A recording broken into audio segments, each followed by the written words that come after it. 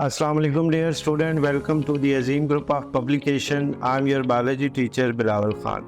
Student, in this lecture we are going to discuss the topic inhibitor and their types.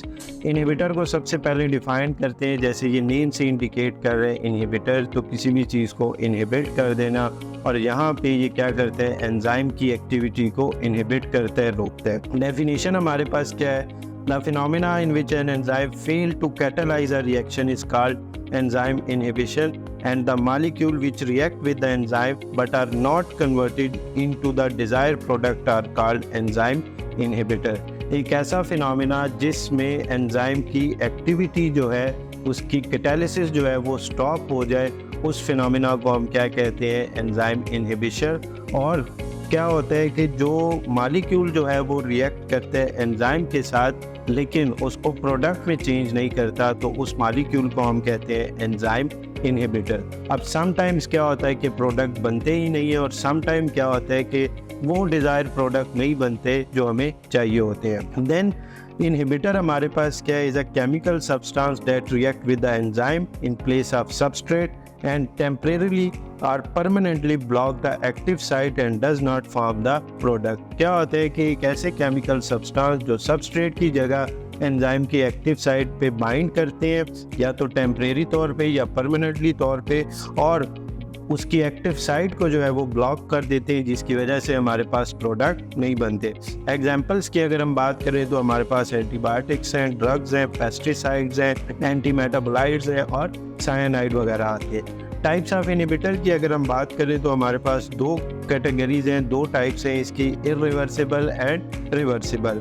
Irreversible हमारे पास वो inhibitor होते हैं, those inhibitor which check the rate of the reaction by occupying the active site by forming the covalent bond and physically block the active site by destroying the globular structure. क्योंकि ये name से indicate कर रहे हैं ये irreversible है, ये completely तौर पे डिस्ट्रॉय कर देता है एंजाइम का जो ग्लोबुलर स्ट्रक्चर होता है। रिवर्सिबल इनहिबिटर की अगर हम बात करें, those inhibitor which occupy the active site by forming a weak bond and their effect can be neutralised by increasing the concentration of substrate. ये रिवर्सिबल है, तो रिवर्सिबल की वजह से क्या है कि ये वीक बॉन्ड बनाते हैं, और इनका इफेक्ट जो है वो न्यूट्रलाइज भी किया जा सकता है by increasing the substrate concentration. Then reversible inhibitors जो है वो हमारे पास दो तरह के हैं, competitive and non competitive. Competitive inhibitor हमारे पास वो होते हैं जो स्ट्रक्चर में सिमिलर होते हैं to the normal substrate and fits into the active site of the enzyme, लेकिन वो प्रोडक्ट नहीं बनाते। अब यहाँ पे ये क्या होता है कि ये सबस्ट्रेट और इनका स्ट्रक्चर जो है वो सिमिलर होते हैं, लेकिन प्रोडक्ट वो नहीं बनता। एग्जाम्पल की अगर हम बात करें तो हमारे पास सक्सिनेट डिहाइड्रोजिनेज है that catalyze the formation of fumarate from succinate is competitively inhibited by malonate। अगर हम यहाँ पे बात करें इस डायग्राम की, तो हमारे पास सबसे पहले क्या है, सबस्ट्रेट सक्सिनिक एसिड है और एंजाइम सक्सिनिक डिहाइड्रोजिनेज है, जो इस सबस्ट्रेट को कन्वर्ट करेगा प्रोडक्ट में, और ये कन्वर्ट करते हैं इसको किस में, फ्यूमेरिक एसिड में। लेकिन अब यहाँ पे अगर हम बात करें कम्पिटिटिव इनहिबिटर की, तो हमारे पास मेलोनिक एसिड है।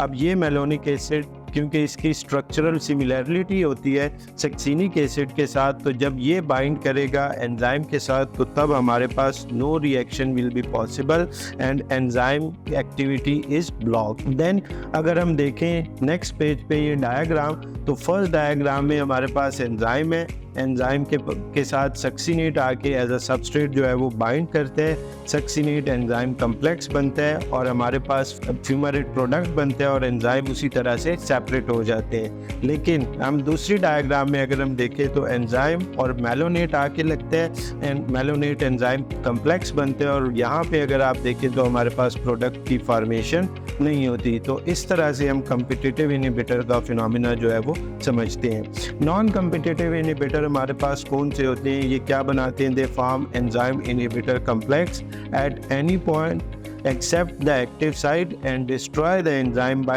altering its shape so the substrate cannot bind to the active site। ये क्या करते हैं, other than active site के साथ अटैच होते हैं और एंजाइम की जो शेप है उसको डिस्ट्रॉय कर देते हैं, जिसकी वजह से जो है वो सबस्ट्रेट फिर बाइंड नहीं कर पाते एक्टिव साइट से और प्रोडक्ट की फॉर्मेशन जो है वो हमारे पास नहीं होती। तो स्टूडेंट, यहाँ तक हमने डिस्कस किया इनहिबिटर एंड देयर टाइप्स। उम्मीद करता हूँ आपको ये टॉपिक क्लियर हो चुका होगा। मिलते हैं इंशाल्लाह नेक्स्ट लेक्चर में। अल्लाह हाफिज़।